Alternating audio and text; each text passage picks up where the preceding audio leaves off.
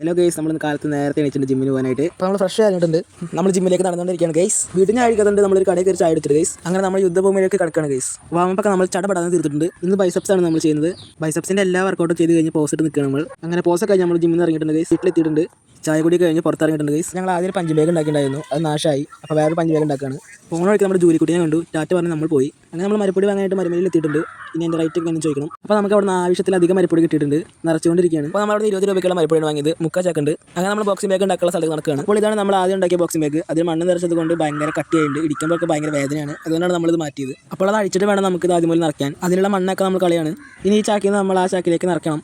എല്ലാം സെറ്റ് ചെയ്ത് നമ്മൾ ഇനി മരത്തിലേക്ക് കയറ്റിയാണ്. ഈ ഒരു ഹൈറ്റിൽ നമ്മൾ ഫിക്സ് ചെയ്തിരുന്നു. പഞ്ച് ബാഗ് അങ്ങനെ നമ്മളൊന്ന് ടെസ്റ്റ് ചെയ്യാണ്. അടിപൊളിയായിട്ട് പഞ്ച് ബാഗൊക്കെ. ഇതാണ് നമ്മുടെ പഞ്ച് ബാഗിൻ്റെ ഒരു ലുക്ക് ഇപ്പോൾ.